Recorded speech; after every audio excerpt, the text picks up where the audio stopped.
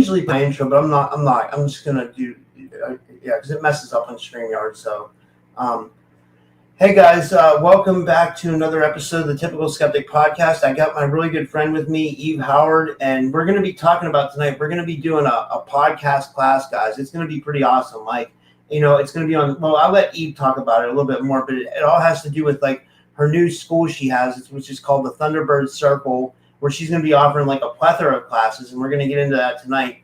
But a little bit more about my guest. Eve Howard and also known as Eve Thunder, is the host of Prime Declassified and Prime Indigenous, two shows dedicated to uncovering truths about the secret space program, high strangeness, and the spiritual awakening of Indigenous peoples. She's a proud member of the Ojibwe Nation. Eve is a researcher and experiencer of SSP phenomena. She also leads the Thunderbird Circle, a community based on consciousness, sovereignty, and self-empowerment. In this episode, I welcome my friend and returning guest, Steve Howard, to discuss the Thunderbird Circle group, the rise of SSP experiencers stepping forward, and the importance of building community amongst truth seekers. We'll also preview our exciting collaboration, a podcasting 101 course launching soon, designed to help creators build their own independent media platforms. And with all that said, I'd like to give her a big warm welcome back to the show. Eve, thanks so much for coming back on. How are you? Hey, hi Rob. How are you? How is everybody? Thank you. I'm so glad to be here. I am. Yeah, I'm excited. So you started a new thing, the Thunderbird Circle. Do you want to just start off talking about that first? Well, I am. It's not that I don't love podcasting. I had to take some time off. My mother passed away in May, so I just kind of put that aside for a little bit. I'm hoping to go back before the end of the year. And basically I just kind of felt led to teach. I had all of these, really amazing things in the back of my head that I wanted to be able to share with everybody, because it's something that it's really something that's coming from my heart.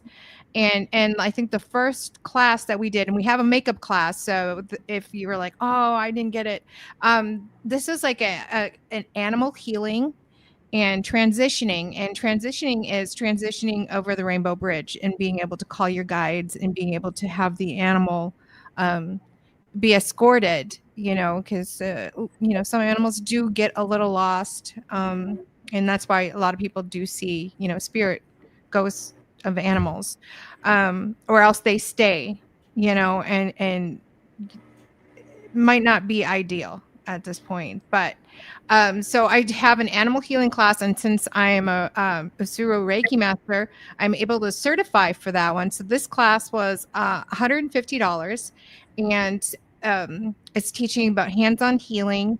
You don't have to have any Reiki experience to be able to heal animals. And one of the things that I was able to do when I realized that I could, heal, I had to be able to connect with not only animals, but with humans. And then I had to go into another transaction or phase of feeling people pass away and feeling animals pass away. And then as a healer myself, and I also do shamanic healing as well. I actually had to have an NDE, and I was probably gone for about 3 to 4 minutes. It didn't feel very long, but I came back, and I just kind of felt led at that point to be able to do something with my life, because I hadn't really done anything other than, just working the 9 to 5 and going out on weekends, and it was just like a calling to me to be able to start, instead of service to self, service to others. So I started to become a healer. I was always able to put my hands on people and heal them, but I wanted to be able to let go of their pain, because as a healer, I kind of connect with people and I can take on their pains and their aches and anything that's wrong. And I used to just not be able to let it go. So this was like a chance, and I worked with my medicine man, and I also worked with an Usuru Reiki master, my own master, who taught me how to go through level 1, level 2, and then become a master of my own. And then now I'm starting to teach. So I kind of reached out to Rob because I just had this brilliant idea, just like one of those ones where you're almost falling asleep and you're like, I got it. I wanted to be able to help people to start podcasting. And I just thought of like the perfect person to partner with me would be my good friend Rob, because I feel like he's really successful. He does an amazing job.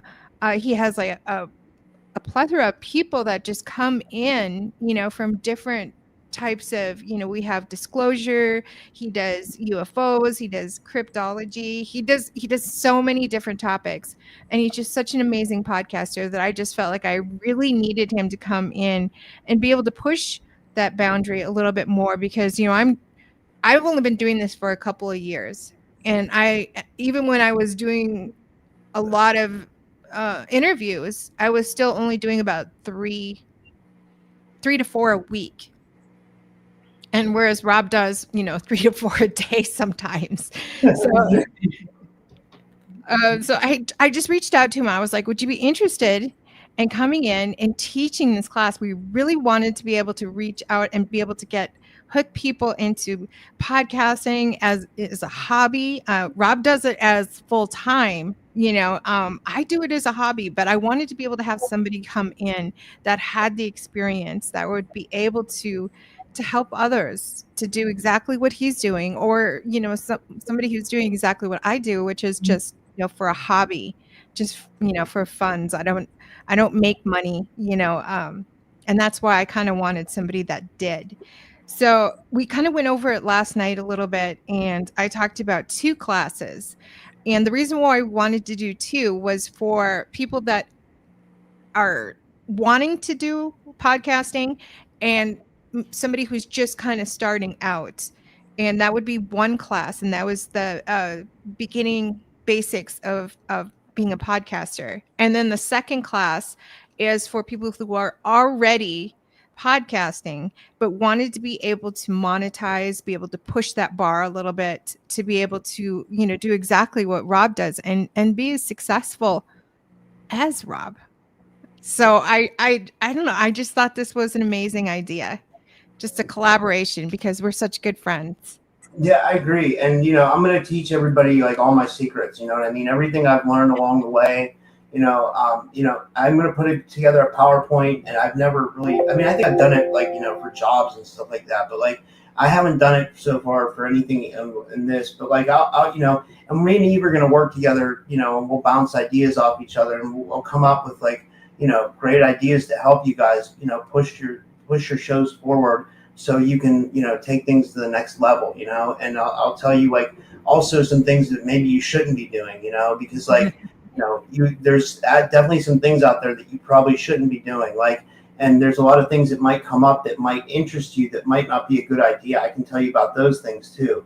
But I can also tell you things that you should be doing that you might not know about, so it's going to be really interesting. And like, I'm going to put together literally almost everything I know for these 2 courses. Like, I'm going to put basically my heart and soul into it, and like, I'm going to give you guys everything that I know, like all my secrets, we just came up with this idea. So, it's still on my mind, but, that's what I'm thinking of right now, so. Yeah. And the thing about you, Rob, is that when you get something like that, you just dive right in, and you're just able to like just push that envelope a little bit farther. So, you're just a go-getter. I think that is amazing. And I think that we have, great, vibration. We have great, I don't know, we're just like really good friends. I mean, even, besides, coming on the shows, I'm able to like call you, text you, message you, so we're really friends. We're good friends. Yeah. Like that. Yeah. I still feel like you saved my aunt from cancer. Honestly, like, if you guys that don't know, like, Eve's a really good healer. Like, and like, there was a point where my aunt had cancer, and we thought it was going to be really bad. So I told Eve about it, and I asked Eve if she could do a healing. And like, like, I know we're not supposed to give out medical advice. We're not giving out medical advice here for YouTube purposes, but like, something worked, because then my aunt went back to the doctor a couple of days later, and she didn't have it. It was literally gone. So like, I think something happened there. Like seriously. Thanks. It was really amazing to work with both you and your aunt. But I mean, I've worked with a lot of people. I've had a husband that came to me because his wife was in a coma, and worked with her that Friday. And by Saturday, I got the phone call that she was waking up, and they were at the point of actually pulling the plug and letting her pass on. But that didn't happen. I mean, she's still kicking and doing great as of today. So I'm really grateful to be able to share this, to be able to connect. And that's what it is. It's a connection. It's not like I'm an actual healer. I mean, I'm the connection for you for the client to be able to heal themselves. And working with animals, I love working with animals. I work with a lot of dogs and cats. I'm trying to think. That is about basically that I've been working with is just a lot of cats and dogs, and for the first time, I actually had to transition an animal that was passing on. And one of the things about Reiki is it's always for their higher good. I'm not a miracle worker, but if something is meant to be, I'm going to be there from the first step to the last step, and being able to have one of my guides come in and be able to bring this animal to the spirit world where they were would find their rest, instead of not being able to come back, because a lot of these animals are like animal guardians. So you'll have an animal, and then all of a sudden something happens, and then you'll get another one. I mean, I had, what was it, a cat of mine that I had a long time ago, and somebody did something really horrible, and I had to put the animal down. And the weird thing about it was that the cat I had something wrong with his ear. Like he was living out in the wild, basically, and he had frostbite, so part of his ear had fallen off, and it took me a long time to be able to get over that, losing him. And I think it was like 2017. I was like, I'm finally feeling like I'm ready to have another cat, and I was able to manifest the exact animal that I wanted. And come about, I think it was like a couple years ago, or no, not, it was like last year. She had an issue where one of her ears started to swell, and I had to take her and have it drained by a professional, because I just didn't feel like I was. But most of everything else that I've worked with my own animals, being able to heal them. My little Chihuahua, he's excellent health. Excellent. He's really a healthy guy. He's never really been sick at all. A few times that he was, I was able to help him feel better and start drinking and eating. Um, and then one of the things was the cat that I had something happen to her ear, and now it looks kind of unusual, looks different from the other ear. And I realized that this was the same cat that I had previous years had come back. So a lot of these people have like animal guardians, and they come in and they're there to help you. They're there to be an emotional service animal. They're there to connect with a lot of their own, and I don't like to say owners, because that just doesn't sound right, but their family. And for a Yeah, lot of people, these are like their kids, their children. I agree. Yeah, people, they really take their animals seriously. But like, so that's interesting because I've heard of that before, where people say their cat came back in the form of another cat, and that's weird that your cat manifested something on her ear where your other cat had like, frostbite. So that's interesting for sure. Like, and you were pretty much convinced that it was definitely the reincarnate. Did it exhibit like other behaviors at all that like made you think that it was the other cat, or like did it have similar behaviors? Like, Very similar, very similar. Like my other cat, most cats will, they'll meow at their family, and they know that you're not a cat when they're meowing. But my other cat used to make like these weird, murping noises, and things like that. And this cat does the exact same thing. That's She cool. doesn't meow at me. She makes these, and then, and it almost sounds like she's asking a question. So I just realized that. I was like, oh my gosh, this is the same animal because, DNA remembers injuries. And so it's the exact same ear that my other cat had frostbite on. And my cat's ear is like almost kind of like a little crinkly. It's a little bit smaller than the other ear now. Um, but she wasn't in pain. And I'm just really grateful, that I was able to realize that, the DNA doesn't lie. That's the one thing that I've learned. Yeah, and one thing I wanted to talk about tonight was like the SSP community. I kind of wanted to bring it up because, like, if you want to talk about it, like, because you kind of like stepped away from the community, and you said you seem to think that like some people kind of have as well. Do you still think that, or like, what do you think is going on with like the SSP thing? Like, if I you want to think, talk about it, if you know.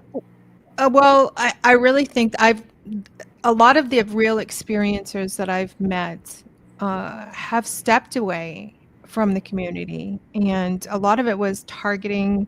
Um, some of it can be kind of like almost like not a jealousy, I wouldn't say, but you know, it, it can be. I'm not saying it's like that with every single person. And you're dealing with a lot of people that went through severe trauma, and trauma can manifest itself in different ways from like different disorders. I mean, I deal with anxiety disorder. So it's really hard for me to like go out and like do meet and greets. I don't do conferences. Um, and it's just really for me to be able to meet somebody over the internet, to be able to do interviews is so much easier for me than to actually. I have a really hard time being in crowds and going to these functions, and I've just never gone. It's too much energy for me to handle.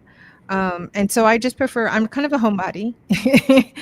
But I mean, I get out, I think, as far as, reaching out to people and doing interviews and teaching these classes is my way of getting out as far as I can go, because I'm not saying I'm an agoraphobic, because I do leave the house, but everybody deals with trauma in different ways. There are people that when I was younger, I had borderline personality disorder, which is not bipolar. That's very different. Borderline stems from trauma, and it kind of ebbs in your 40s, and it gets better as long as you're doing therapy and being able to talk about some of these things, and finding the right therapist is very important. I have one that I absolutely adore. We've been in each other's lives for like 5 years. And it started from like 2017 when I had the near death experience. And it was almost like an awakening for me to be able to just become the person that I was meant to be. But I was too traumatized and self-medicating, with alcohol and drugs. And I just celebrated my 9 years sobriety date. So I'm pretty excited. Double digits next Wow, year. congratulations. That's awesome. And that's like, oh, go Yeah, ahead. sorry. No, go That's ahead. amazing. That's amazing that you're able to do that. I think some people there's a lot of people in my community that are ex addicts. I'm me included. And like it's like a lot of people wish that they could do that. Like a lot of people would. It's a hard thing to do. It's It really. is.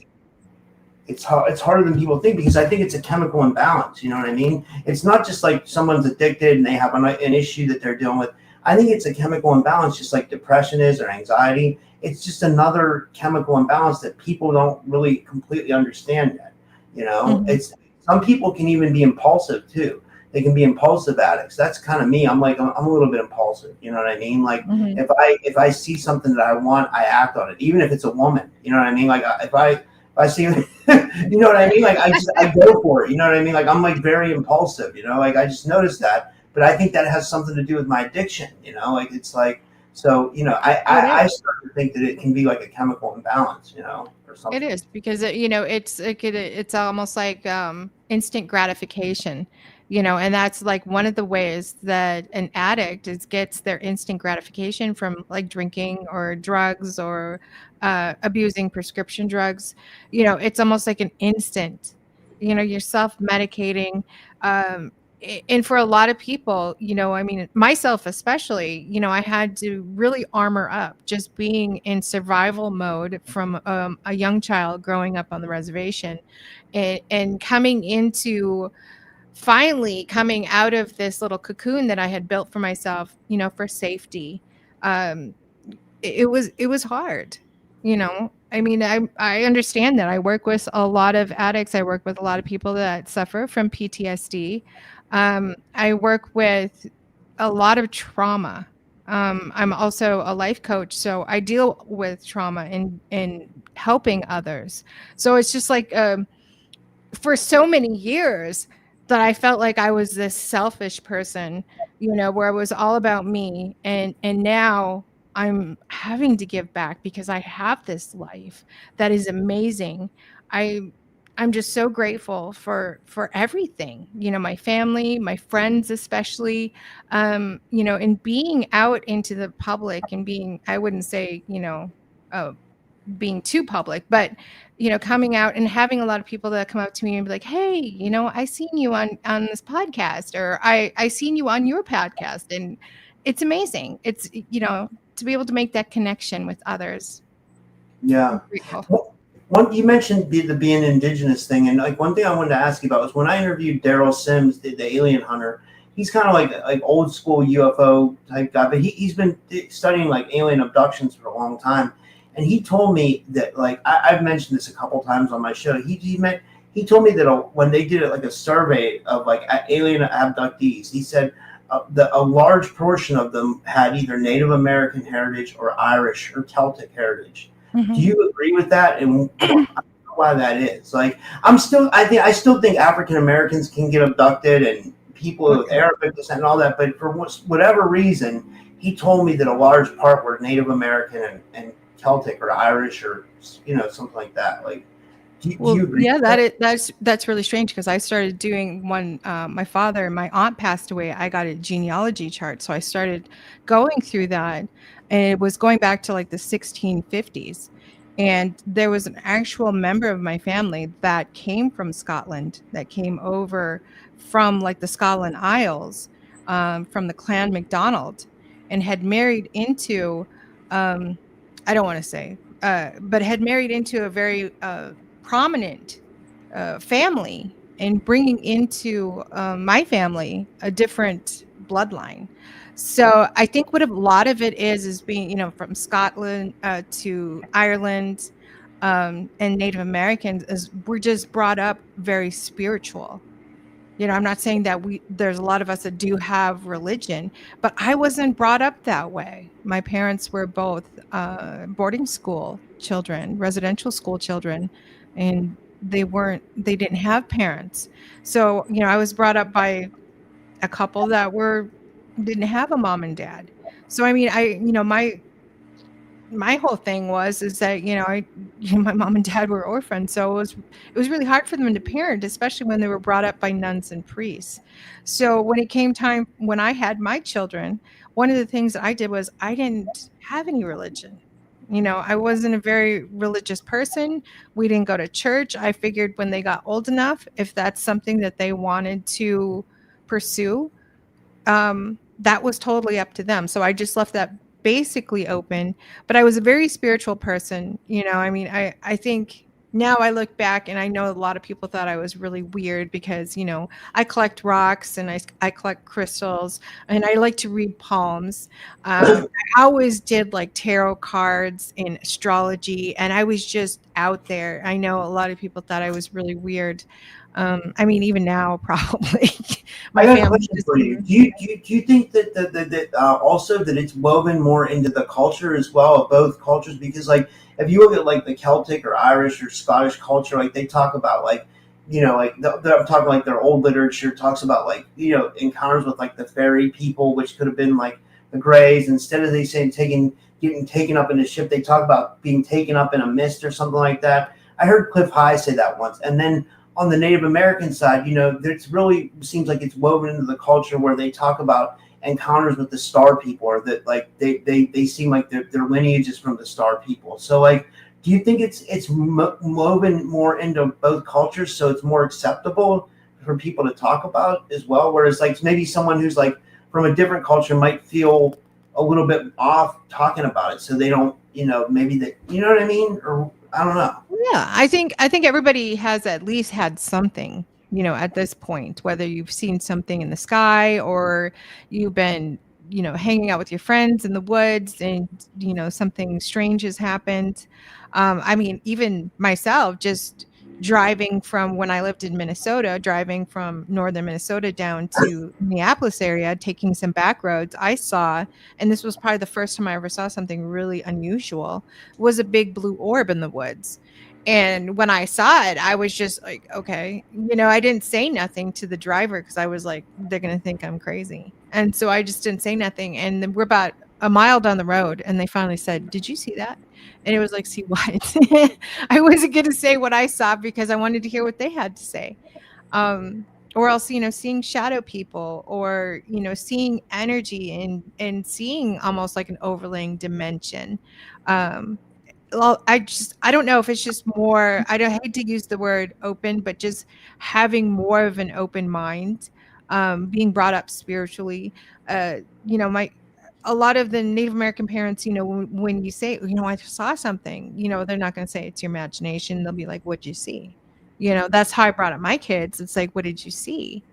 I saw this person in a wheelchair, but my brother was sitting right there and he didn't see him, but I could see him, and that was my daughter who was able to see all of these spirits that are wandering around. She's able to just see them like somebody standing right there. And Well, it was really hard for her to grow up like that. yeah. So your daughter got passed down from your daughter, and was your grandmother like really psychic and stuff too? See, I don't know. I don't know much about my grandparents because my mom and dad grew up orphans. But my mother, I believe that she was clairaudient. She would sometimes be like out, leaving the house at 6 in the morning, and she would hear someone yell her name. And a lot of different cultures will say, if you hear somebody yell your name, you don't answer. But she answered, and my father was almost, I would say, claircognizant, clairvoyant, and had very vivid dreams. So I think that they just kind of, they pass these gifts to their bloodline, and then it gets passed down from generation to generation. See, That's it's what I. weird. In my family, like I feel like I'm very psychic, or I'm starting to come into like my abilities, but like my parents were really kind of closed off to that. Like my dad was like Greek Orthodox, and my mom was like Roman Catholic, and like they weren't really religious, but like my mom went to church and stuff, but they weren't really open to like psychic stuff. And then I guess that like my grandmother on my dad's side kind of was a little bit, you know what I mean? She saw ghosts and stuff like that. And but like, I would say I'm like the first one in my family that I know of, but it could go back the things I don't know of either, but like for me, I feel like I'm one of the first in my family to kind of explore this, if that makes any sense. You know what I mean? I don't know. Mhm. But unless, like I said, it could be people in my family that I don't know about that have abilities, I Mhm. know some of my cousins or something, I don't know. It's interesting though, for sure. But I agree with you. I feel like if we have it, we probably have it in our bloodline too. Oh And I yeah. think that's really cool that you have kids and you're able to see it in your kids. Like, because I think that's because like everybody cherishes their kids. So like to see like your kids with abilities, like now, do your kids embrace their abilities like yet or? I would say they're at the point where they're realizing that it's a gift. And I mean, it took me a long time too. When I was younger, um, I'm I'd probably say I have like a telekinesis. Like sometimes it comes through really strong. I can yeah, I remember having this conversation with a friend of mine. He goes, "Well, what kind of abilities do you have?" When we walked into his living room, we sat down and his turned his TV on, and he was like so freaked out.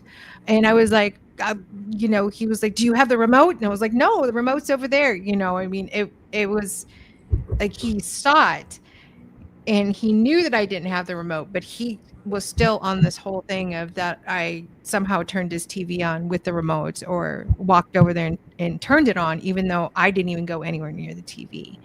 And turning on, like, I remember cooking. This was just not too long ago. And I was kind of, I wouldn't say I was burning, but it was kind of smoky. I was making turkey burgers, and I was just scraping off the sweet potato fries off of the tray right out of the oven, and my hands were full. And I was like, oh, I really, I got to turn that fan on. I'm thinking this. I'm not saying it. I'm just thinking it. And the next thing you know, the fan over the stove turned on. And the weird thing about it was I was like trying to, at the afterwards, after clearing off dinner and after we ate and everything, clearing off the dishes, I went to go turn off the fan and I kept hitting off, off, off, and it wouldn't turn off. It kept saying that it was off. So I had to go in and pull a cord to turn it off and then plug it back in. Because somehow it almost broken it. So I had to be really careful around electronics.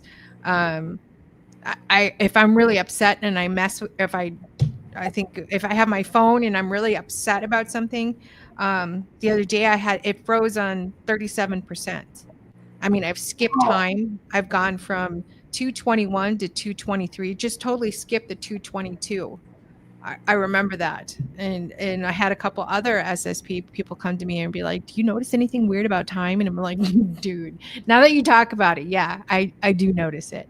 So, and we're just coming into some amazing energy. We just went through, I think it was the other day, I woke up and it was like I was in a totally different timeline that I was when I went to sleep. And I couldn't sleep that night. I was up till like 3 o'clock, 4 o'clock. And I was like, oh my gosh, I just need to get some sleep. I couldn't sleep. I was just like, someone had just lit one under me. And I was like, oh, I'm trying to do all kinds of things. And I was like, I need to lay down.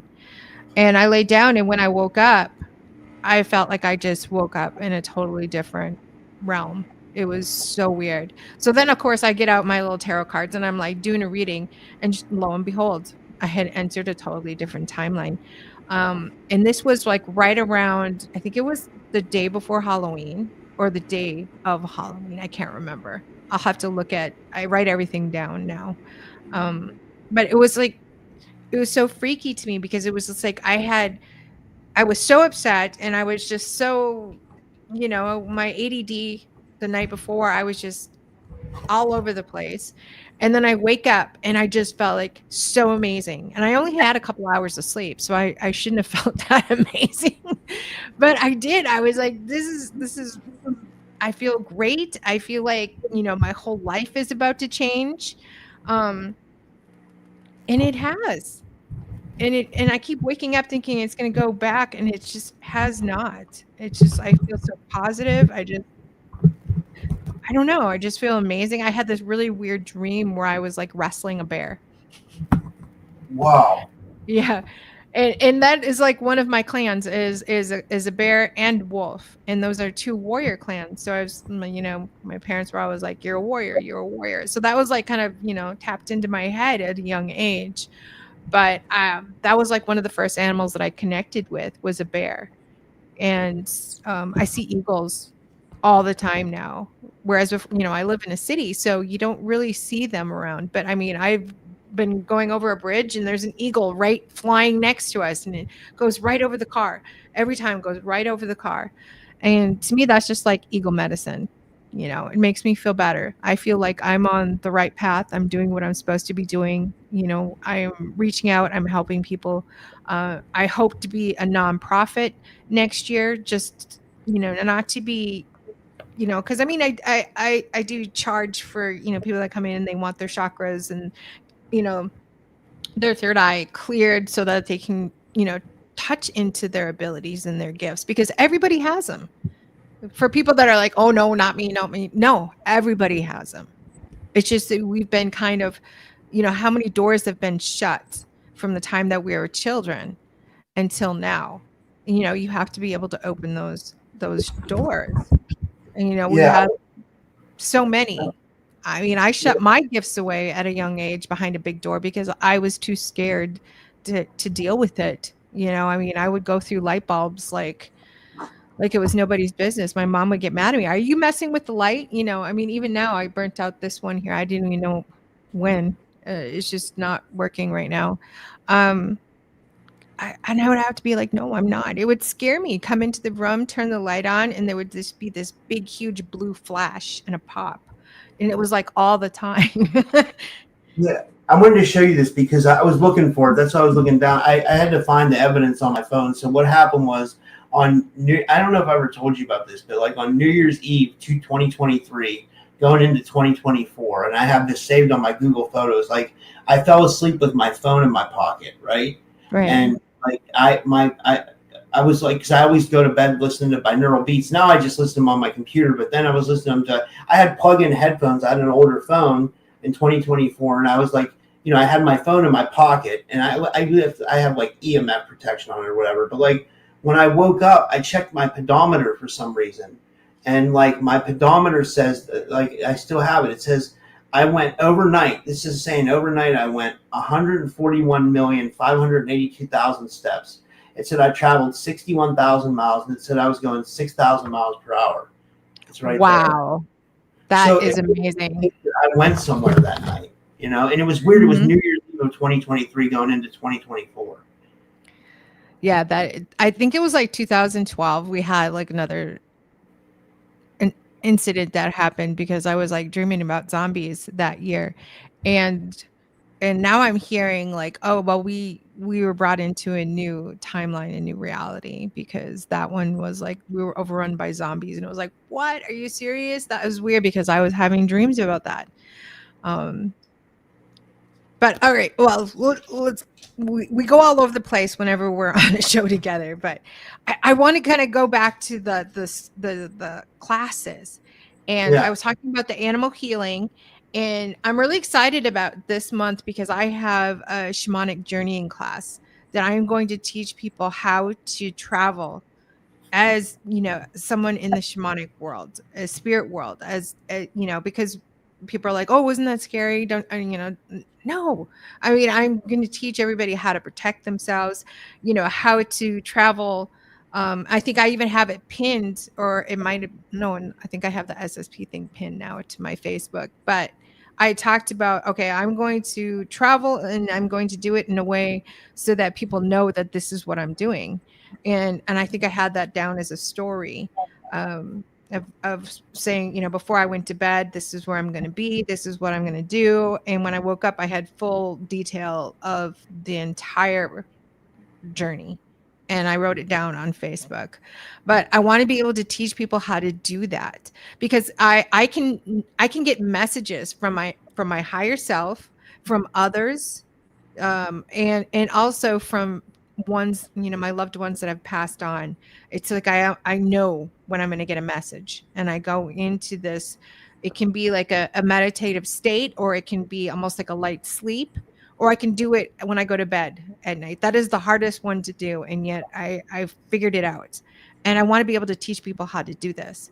So I have 2 classes, and that is in November 9th, which is this coming up weekend. Is it? No, not this weekend. When is it? Oh, yeah, it's Sunday. I don't even have a calendar on me.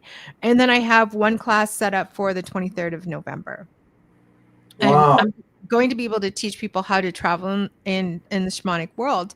And then I have lucid dreaming next month. And I want to be able for us to be able to do this class at least once a month for the podcasting. Our first one is going to be, you're going to have to bear with us because, we're just learning and how to bounce ideas off each other. And we're both, I have ADD and so you have, yeah. It's going to be great though. It's going to be so much fun. And I just thought of something. Another one would be a good class for us to do would be like telling people how to manage like mental health and addiction. Like not from like a medical information. Like I don't want YouTube to say we're giving away medical misinformation, but like that might be a cool course too to do. Like to give people like strategies on coping with mental health and like addiction, because like I've had mental health issues throughout my life, and I've also had addiction. Like I've dealt with depression, anxiety. I think everybody does. You know what I mean? And I think that would be valuable because I've learned a lot. I've been in therapy for like a long time. You know what I mean? I've learned a lot that I can like coping skills that I can like teach people. You know what I mean? That would be an amazing one. That would be an amazing one because, not only do we, have the background with, mental health and addiction, but I mean, we have the tools to be able to help others. And that right there would be an amazing class because, not only do some people have issues with themselves, but they have issues with their loved ones and with their family members and with their children, and being able to be like, I'm struggling, and that is like, and reaching out for help, and that is the most bravest thing that a lot of people can do because I mean, you're thought to be like, oh, just handle it yourself, and you're weak if you reach for help, and no, it's the exact opposite. You're brave for asking for help. I'm just dealing with somebody that I've been working with who is like very closed off emotionally. And, I went in, talked to them about a lot of things and they were just like, oh my gosh, how did you know this? And it was like, that's what I do. I mean, intuitive healing, being able to talk to people. I'm a life coach as well. So, I mean, this is what I feel like this is where my path is leading me, to be able to help others, to be able to be there, and also being in these programs too. I realize, that the trauma comes out and I see it around the eyes. That is where I see it the most. Yeah. With a lot of the people in the community. And then, there are some that they want you to believe that they're, in the programs, but I don't see it. I don't see it. So I don't know if it's just something, maybe it's a mental health issue where they want to belong to something, to the point, but I just don't see that trauma there. I don't hear it. I hear this almost like a delusion of grandeur, and it's just like, why is this grandeur? I mean, I wish that I didn't have to go through all of this, and but I wouldn't know really what it would be like to not, would it be different? I mean, would my childhood would have been different? Because I mean, I saw gray when I was like 3 years old. So, I mean, they started me at a really young age, into these programs and into my labs and stuff. And I don't think that's anything to really, brag about. But I mean, this is something that I've known for 99% of, 98% of my life, is being in the SSP. And people are always asking me questions, that they hear other people things talk about. And a lot of it for myself is just not like getting mind wiped. So, and the only thing as an empath is I can hold on to a memory if there's a strong emotion. So if I'm angry or if I'm in pain or I'm scared, I can hold on to a memory and bring it back with me. But, for a lot of us, and not only, us, but the people that work in these 3-letter agencies, they get wiped when they leave the building, and that's just for safety reasons and not, discussing anything that they're working on. And then when they come back in the next morning, they walk through the doors and boom, they remember everything, So, I mean, they have the ability to do all of this with people.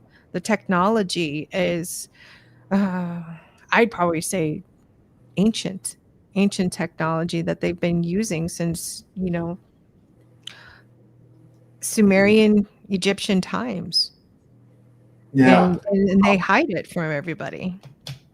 Yeah, that's wow, holy shit! Like, you think like AI has been around for like since eternity too, and like we're just finding out about it now? But like some form of it's been around forever. Oh yeah. Like, accessible by the ETs or something, and it makes me wonder, like, because like people ask me if I'm targeted, and I'm like, well, if I'm targeted, I've been targeted way before I had a podcast. It's almost like maybe people can like know things, and they target you because maybe they see what you're going to become or what you could become, or they can see timelines that you might affect something. I'm not saying that I'm some big person and I'm going to do that. I'm just saying, like, maybe that's, I don't know, because it seems like I've been targeted like my whole life. You know what I mean?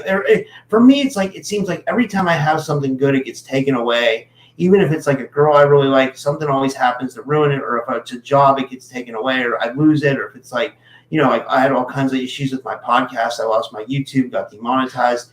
I'm getting it back now, but I mean, like, I'm sure that again, it'll get taken away, and then I'll have to rebuild. And it's a constant, like, for me, I don't know if it's like this for YouTube. It's for me, it's like been like throughout my life, it's been like a constant rebuilding. It's like I'm constantly climbing the ladder to try to I'd like say half of them are like lessons that you need to learn because yeah. you're so, dead set on, I'm getting this back no matter what.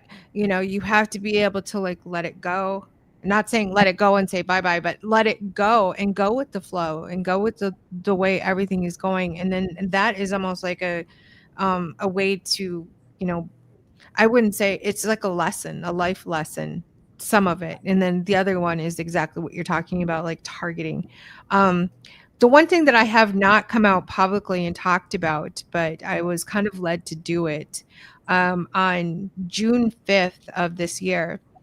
I was helping out a person who was going into the military, and I was like a reference type person for this person. So I had a recruiter, and this was about 9 o'clock in the morning, send me a text message. And I was just going outside. I had YouTube on. I was going to go outside and just go, take a cup of coffee and go watch this interview outside. It was beautiful. It was June. It was warm. Um, and I noticed immediately that I was like, something's not right. And I started to have like these, it was almost like I was very anxious. And, kind of like when you get like really super ADHD and you're just like all over the place. And then I started noticing like these pains in my head. And I started to have like a tightening right here in my chest. And I was like, oh, Yeah. I had earbuds on. So I took my earbuds off and I put them down on the table, and I'm like rubbing my head, and I'm like, what the heck? I was just fine when I walked out the door like 2 seconds ago. And I'm trying to talk to this recruiter or send him a text message. And um I started to have like pain, and in my head, I couldn't think. And I noticed that my earbuds were emitting this really high pitched frequency.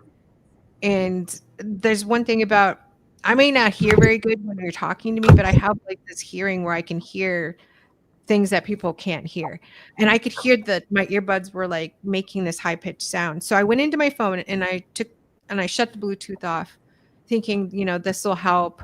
I didn't want to touch them. I didn't know what to do. It didn't do anything. They were still emitting that high pitched frequency, and it was causing me distress. It was causing me pain. It was causing me to feel like, oh my gosh, I'm going to have a heart attack. I'm going to have a heart attack, or I'm going to have a stroke or something. And I went in the house, and I was just like, kind of like I couldn't get a thought to like form in my head. I was like, I kept forgetting what I was looking for, and I was looking for my EMF beanie. Um, and I knew it was in my bedroom, and I tore the whole bedroom apart looking for it because I could not remember where I had it last. And when I finally found it, I put it on, and then I went and I had shungite. I think it was like shungite. I had a shungite pyramid, and I put the pyramid over my head, and then I pulled my beanie down. And that kind of helped a little bit. I was able to like think and process a little bit more, but I was still in a lot of pain. And I loaded my pockets up with all kinds of protective crystals, um, hematite, and I had white crystals. I had angel aura crystals in my pocket. I was just loading my pockets, but I didn't know what to do. And I go out into the living room because I'm like, okay, I need to figure out where this is coming from. Um, and I'm standing out in the living room or in the kitchen area, and I'm standing there, and all of a sudden my whole body just goes straight, like I couldn't bend anything. My hands were in like fists on my side, and my arms were just straight. So it was like every muscle in my body had just like tightened. And I realized that I was looking up at the ceiling, and I was like, my mouth was open. I was like like I was screaming, but there was no sound coming out.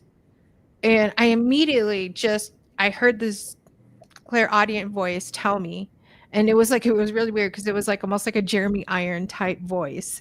So it had like this clipped British accent, and told me, you better sit down before you fall down. So I was like, okay. So I walked over to the couch, and it was almost like I opened up this portal, this bubble, and I got into it. So I was like sitting weird on the couch. I was sitting with the armrest behind me, and I'm facing the long part of the couch, and I just kind of pulled my knees up to my chest, and I just sat there, and it was just like everything muffled. So like there was I couldn't hear any cars. You hear like, uh, garbage trucks going by, big huge trucks going by. There's a lot of noise because I live, on the in an urban area. And it was just like everything just muffled. And it was like the pain was just like, oh, it wasn't as bad. And then I just was able to put my hand up, and I was just like, stop. And everything stopped. And I was just like, okay, so now I need to figure out where it's coming from. I was able to, kind of figure out which area it was coming from. And I did a quick remote view, and it was underground. And I saw about, was it 1, 2, 3, 4, 5, about 5 people standing and almost like a V. And the person that was in front was, this kind of balding guy. He had kind of grayish brown hair. He had I remember he had like Christian Slater eyes, so they were like kind of squinty and mean. And he and I kind of, I just went telepathically, and it was just like, I am a sovereign being. You have no right. And I just kind of went into this whole diatribe where I was just basically telling him off. And I was like, no, I'm not part of that anymore. I don't give any consent to any of it. And we kind of got into it. And then, I don't know, I got really angry. I know at one point I got really mad. And, I know I went and seen Peter the Insider, and he said that I had the ability to be able to, it's almost like a lobotomy type thing, but I mean, I would, when I get mad with people, sometimes I had to be very careful with my energy because people can get nosebleeds when they're around me.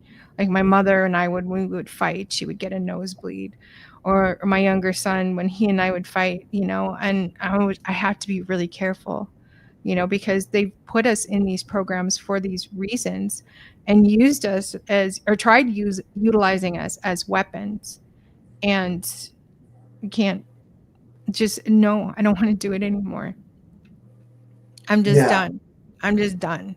I refuse to be used by anyone, because I am fully standing in my power. I know who I am, and I refuse to just play these games anymore.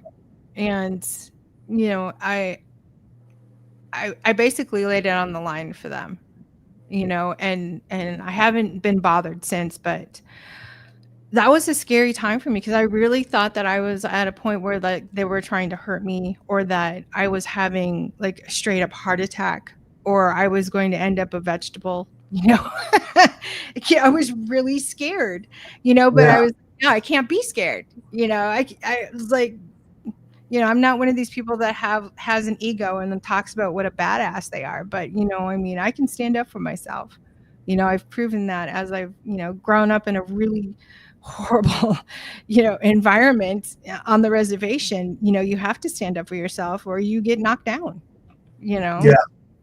So that's the first time that I've talked about it. But I mean, what happened with James and what happened with my best friend, and I think, I don't know if she'd be okay, or, you'd be okay talking about it, but it really gave me a kick in the butt to like talk about it, because I was not going to say anything, because I didn't want this certain um, group to realize how they had made me feel. I didn't want to be able to hand that power over to them, but I had to realize that, stepping forward, talking about it was taking that power back for myself and for others. And that, these people do not have the right to target us, to try and hurt us with any type of tech. Yeah, and it seems like it's happening a lot. Yeah, yeah. It seems like James did get targeted too. You mean James Brink? Is that what you mean? Like, yeah, it seems like he got like targeted. But then some the Andromedan said he seems like he's okay now. Like the Andromedan was in the chat earlier. He said he did a show with Jessica, so I hope he's okay. I talked to him briefly. I talked to him. I just said I hope he's okay, and I sent out my best to him, and I told him congratulations on the conference, and but then he hasn't messaged me. I mean, like he messaged me back, and then he hasn't. I told him, I said, if you're too weak to write, I don't know. So I don't know how he's doing, but I mean, like hopefully he's okay, But, yeah, I mean, he did reach out to me and wanted me to come on and do an interview, but it was like a really hard time for me after I lost my mom. I wasn't doing interviews. I wasn't even, doing my own interviews for my own podcast. And, he was very understanding about it. It was just like, I don't know if I'm ready yet. I'm just like dealing with a lot and dealing with, grief. You lose a parent. It's really hard. I lost three. Well, not three, but I lost two. I lost my dad in 2022. He was in the programs too. He was a first generation um, hybrid soldier, and then I'm fifth generation. So and I think my kids are like 8. A couple of them are 8. It's generational. I mean, a lot of people are like, oh, how do you get into these programs? They want to get into them. It's like, you don't. I mean, I couldn't even lean over and wash my face, when I was growing up, because, I couldn't handle having the water on my face. It would bring back way too much trauma. Even like someone welding, turning that on, that pop when the people started to use their welding. I can't even handle that noise. So I went through a lot, and I don't like to really talk about it, but I mean, I think I'm having to like getting to a point where I should talk about it, and but I don't want back into the community. I'm kind of like going off in my own direction, but I'm still on the fringes of it. But yeah, no, I don't like to talk too much about it, about that community. But I am building my own. It's been in the works, but it's slow going, because I'm having to try and reach out to a specific psychic to have them come on board, to be able to, when people want to come into the community, to have them, have a reading, or, to see where their abilities are, if they were even in the programs. And, then there's a whole set of rules, because that was one of the things. I had a previous SSP vets group that was kind of handed to me by someone else, and we had issues with people coming in and stealing other people's memories, and then going off and going on a show and talking about it. And it was like, well, wait, whoa, that's exactly what so and so said, and then they had to be removed from the group. We just, these are somebody else's memories. I've had my identity stolen. I've had people, I've had my altar stolen. wow. Oh, what else has been going? I've been targeted, where people are like, oh yeah, you're our friend. And then, they're not. So, Yeah. I just kind of had to get away from it. It was extreme targeting, and taking someone's memories and taking someone's altars. And it's a raw deal, but it happens. I was going to say, you started the Prime Indigenous podcast. Like you have Prime Declassified, now you have Prime Indigenous. Like it makes me think, like if a lot of Native Americans were abductees, then a lot of the Native Americans are probably also not my labs, and they're also probably being used in the program. Like, is it? Yeah. Do you get a sense of that, like from talking to people in your community? Oh yeah, I do, most definitely. and they do have memories, and they have memories of being in like military for some reason. And they're like, I remember, I can go back and remember a reservation that I lived on that I'm not from, but I can remember having a meeting with two people and I don't live there anymore. And it's like, oh my gosh. And then like usually within a day or two, they'll like hit me up and be like, hey, we haven't talked in a long time. It's like, well, I just talked to you 2 nights ago. So I mean, it is, but I mean, they're not. I think a lot of them are waking up, but they don't really know who to talk to. So I mean, if you're Indigenous, doesn't matter which tribe you're at, if you're having these memories, you're remembering, serving in some sort of military. I mean, I was like 8 years old and going out on these with my own team, and I remember getting shot. I got shot in the back, in the spine, and this really weird because I've never had any injuries to my back, and yet I've had 4 back surgeries in the same area where I was shot when I was a kid. So it's weird. Wow. But just insane. Like, have these people to reach out to me, to talk to me, because I've had a medicine man come up and ask me questions because he was like, no, I just had like a whole bunch of people just come up to me and talk to me about, serving in like almost like an army of some sort, and he's like, what's going on with that? And I mean, I had to talk to him and talk to a relative of theirs, that were, really struggling with these memories and yeah, it gets wiped, but if you can remember them, definitely it can really mess up everything in your life because you're falling back into that self-medication, where you're drinking so you can forget, or you're using drugs so that you don't have to remember, and you don't want to talk about anybody because that's the one thing about being Native American is people will know you're stoic. We joke around, we can laugh, we can have fun and stuff, but there's no seriousness sometimes to it, and be like, hey, I've been having these memories. It just doesn't work that way, unfortunately. But yeah, so I'm always on the putting it out that if anybody has any questions or wants to talk about it, or come in and I can do an intuitive read on anything.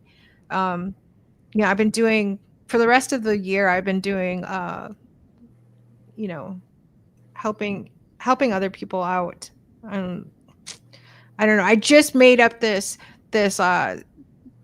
email for our classes too. So I want to say that before we end, but it's Thunderbird Circle at yahoo.com.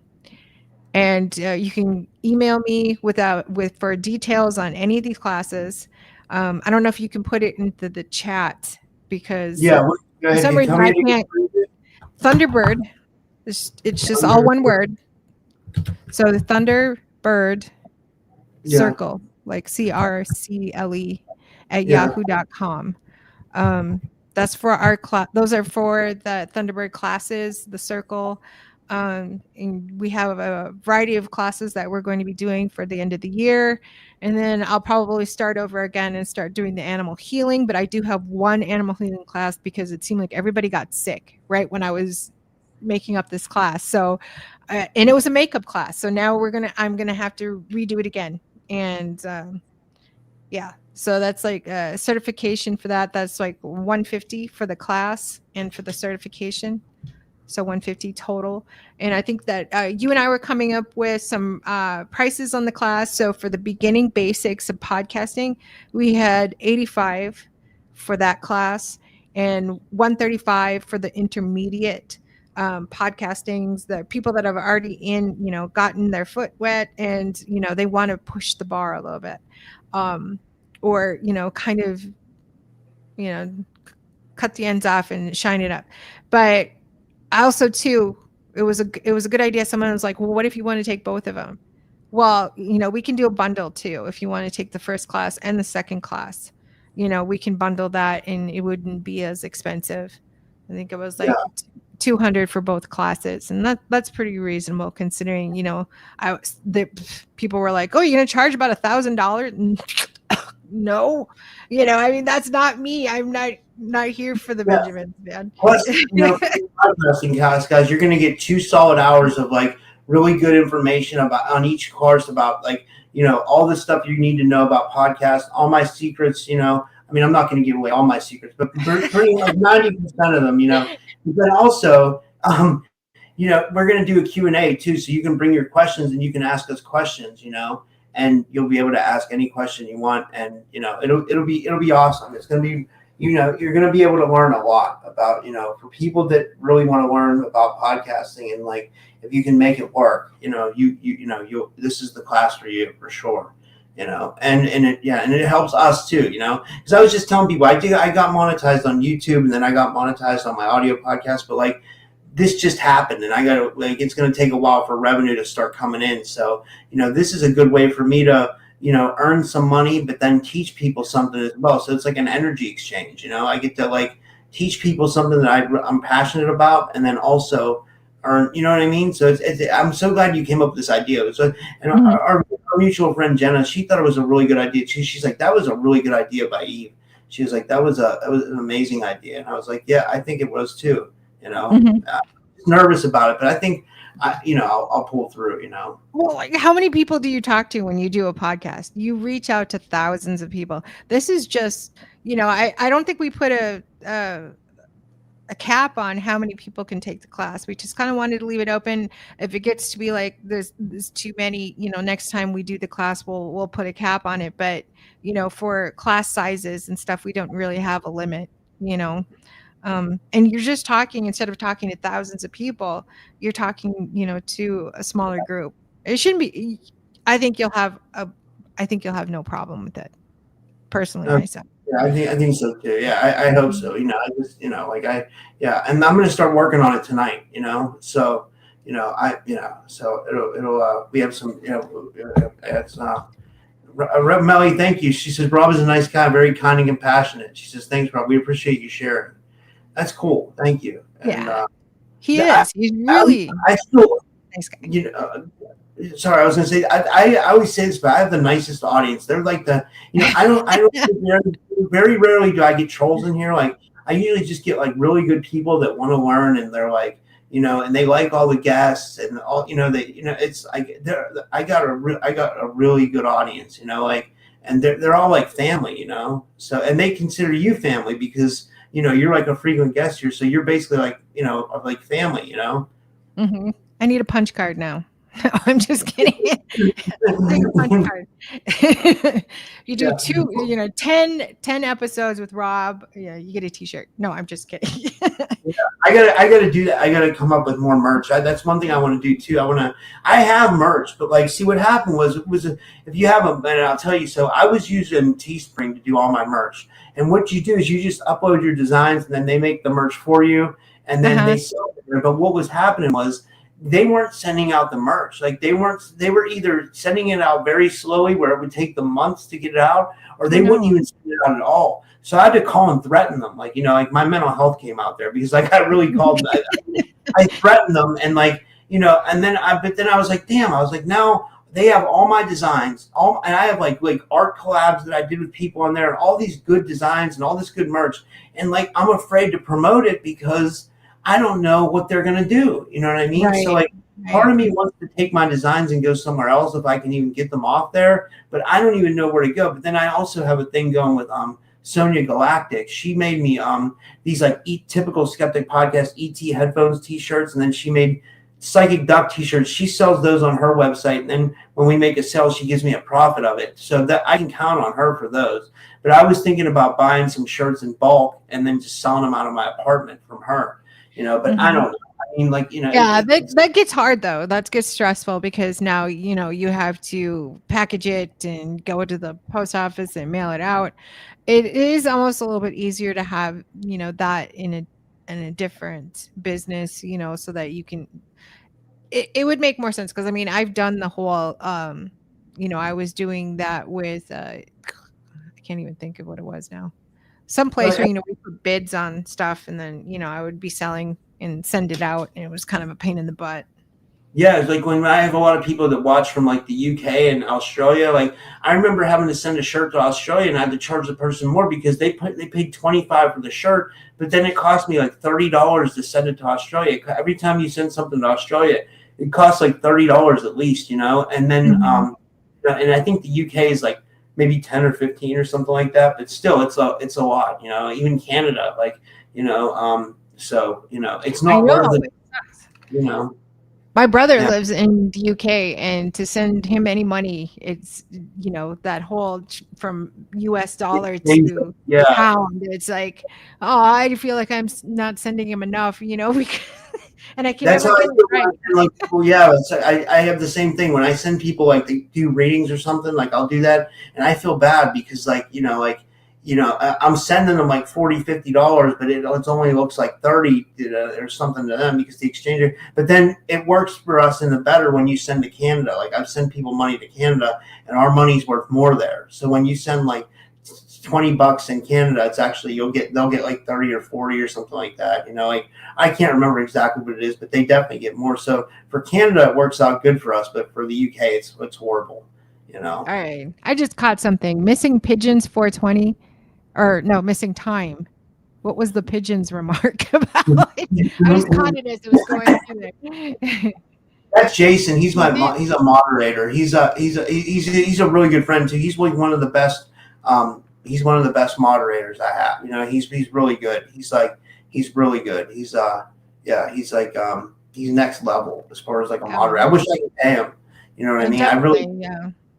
And like Wood Riders DG, that's my friend Derek. He's really good too. They're all good. Spiritual Ascension, they're all really good. You And know. Spider Bite with the exchange rate is ridiculous. You're not, yeah. My brother's gonna send me some money tonight, and it was just like, ugh. By the time I get it, they take so much out of it. Yeah, yeah. It's Yeah. spiritual Ascension is $100 American course costs like 180 after conversion. Wow, holy shit. So Ugh. that's horrible for them. Yeah, that's yeah, man. It's Yeah. Well, if you take anything from us, there's not going to be any type of, it is exactly what it is, with yeah, American. I think the American dollar is like gone way down. That's just me, though. I don't know. yeah. Well, I'm sure with the government shutdown and everything, like, did you have an opinion on that? Do you ever get into any like geopolitics or politics? Like, do you have an opinion on what's going on with the shutdown and all that stuff and how it's might affect us or anything? Well, I have two rules, and one of them is I don't talk politics, and the other one is I don't talk religion. So that kind of That's good. fits right in there. I don't really have anything to say other than the fact that it's affecting everybody. Yeah. It's affecting everybody. Yeah, it is like yeah. I wish they could get. One thing is I'm not very political either. I just wish they could get their shit together. The fact that they can't. I was saying this last night. To me, it seems like they can't get along, and because they can't get along, Republicans and Democrats, and they're two sides of the same coin, right? Like they They're the act like same. they're the same, and Yeah. then they can't get along, and who's it affected? It affects. It's like just like this. I said when people go to war, like your dad was in Vietnam, my dad was in Vietnam. When families go to war, it's always the middle class or lower class families that have to suffer, that lose their kids to war. It's never these rich MFers. You know what I mean? It's all, I mean, I'm sure, but like it seems like it's always the middle class and the lower class that gets screwed over. Oh Like yeah. We're the slaves here. We are. All of us. I mean, they were talking about that. They're like, well, what if we just didn't go to work for a week? These people would go bankrupt because yeah, we're the ones that create the dollar for them. They're living high on the hog, but all of us, we get pennies compared to what they get, and it's not fair. I was sitting here thinking, I was like, you know what? If I could rewrite the whole system, it would be way different. We'd be working for ourselves, but I'm sure that there's going to be people that are in different groups that would, oh, I don't even know what anything it is really. People call me names online. I don't even know what that means. Like what they say is like, or the left or the right. I don't even know what it is. So it's like, you're calling me something that I don't even know what the meaning is. So it's kind of a waste. And you just made yourself look super programmed, but that's just me. I just don't get into politics. I don't get into religion. They use it to basically program us, and so I don't speak that language. Yeah, that's a good point. I like that. Yeah, that's a really good point. Well, is there anything else you wanted to cover before, anything else you want to promote before we go? And thanks, Eve. This was amazing. I'm going to put out the audio episode tonight when we get done here. Yes. Oh, and also too, if you, you can't take the class, something happens, but you really want to. We were talking about that we were going to sell the video, the download for a lot less too. So I don't know. We haven't fully decided. We're still in the whole planning process of it. And, we're doing this class at a lower fee than we normally would, just because it's going to be our first class. You know how people are when they're teaching something, we're going to be bunking heads and stuff and trying to talk at the same time. We do that anyway, even when we're not on the air. We still do that. I think we do, though. I don't know. I think we're pretty good. Like we're a good pair team. Like we do. Yeah. I did a reading on us too, and it says that we are definitely, very good team, and we would do amazing together. So I think that's really. I didn't get to send you that the reading that I did on us, but I thought that was really cool. I was like, yeah, because that's how I feel. I just want to be able to out there and to be able to pass on knowledge. That's the whole thing. And people call it gatekeeping. When you hold all this information in, that you could teach people so that they can do it too. I don't look at it as somebody, another podcaster, they're going to take, my shine away. I don't really, that's not my thing. I want everybody to shine. That's just who I am. But yeah. I agree. What is this? Oh, cool. My brother just messaged me. So, all right. Well, if you have any questions, you can reach out to me, Eve Thunder or Eve Howard. I kind of have both. My mother's main name was Thunder, and when she passed away, I took it just to honor her. But my father's name is Howard, so you can kind of see where it kind of goes back in there. But I'm on Facebook. I don't want to spell it, but it's really hard. It's like you can find Rising Spirit Healing Center, Rising Spirit on Facebook, Rising Spirit on Instagram. There's Eve Howard on TikTok.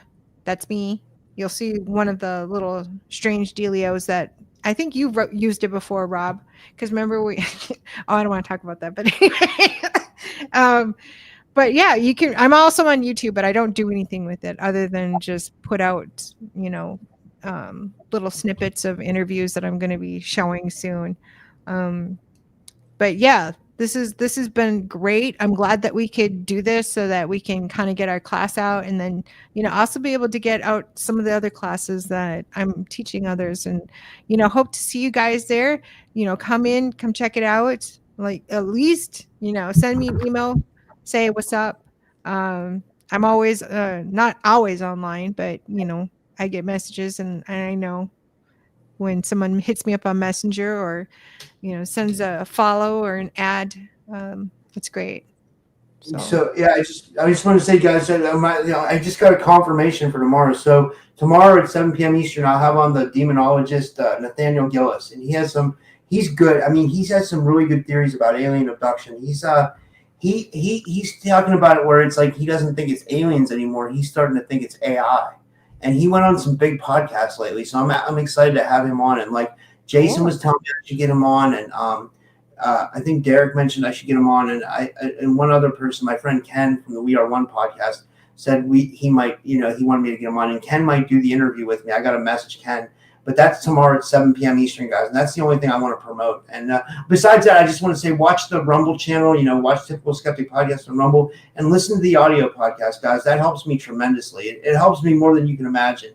If you just go to Spreaker and listen to the audio podcast, or go to Spotify and listen to the audio podcast, or go to Apple Podcasts and listen to the audio podcast, it helps me more than you would even know. Like it's huge. So, and that's it. And I'll let you have the final words, whatever you'd like to say. And thank you so much for coming on, and anything else you'd like to promote. And yeah, thank you.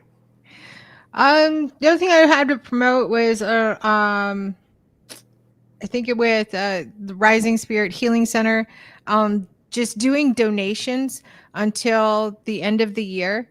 So usually I have prices set up there and stuff. You just don't ignore it. Whatever you think that it's worth, whatever even if you've never tried healing or Reiki or shamanic healing, or heck, I'm willing to do a sliding fee on the coaching. I'm stuck at home right now, so I'm kind of going crazy. So yeah. And can Reach I out. say something?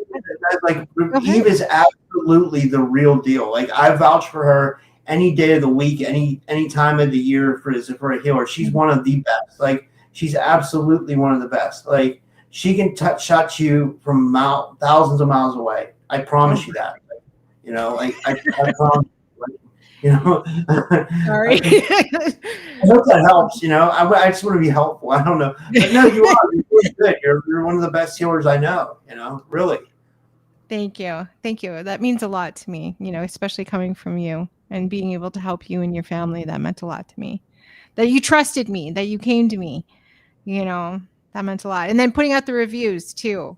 I appreciate Oh it. yeah, I've trusted you with my own help too, with entities and stuff like that, and you've helped me with that. Like you've been a huge help. Like it's like enormous. Like, and it's great because I feel like anytime I have an issue with something like spiritual, I can come to you, and like you're always there to help me. You know what I mean? You'll always listen to me, and that's huge. So yeah, yeah, and so guys, definitely you take advantage of Eve's healing services because she's amazing. I can promise you that. Yeah. Yep. Or just hit me up if you need someone to talk to. I'm always around. I'm not like one of these people that walk around with my nose in the air thinking I'm better than everybody else, because I know I'm not. I want everyone to just be like the same. So definitely don't think, I don't want to hit a follow.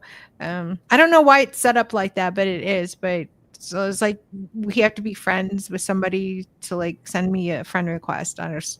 So just hit a follow, hit me up. I'll send you a request, and I'm always there for everybody. That's what I'm here for. So thanks, Rob. Thanks for having me on. It was good meeting everybody. Thank you for all the cool questions and about the pigeons and the tadpoles. It's amazing. All right. And thank you guys so much for tuning in. And I'll see you guys tomorrow. And I have one more interview tomorrow at 6 p.m. Eastern. I have a young girl named Avaria Groves coming on. She's from the UFO community, and I think she's a healer as well. So that's another interview. So I have that, and then 7 o'clock, Nathaniel Gillis. So that'll be tomorrow's lineup, guys. And I'll see you guys tomorrow. And thank you, Eve. And thank you, everyone. And take care of everybody. Good night.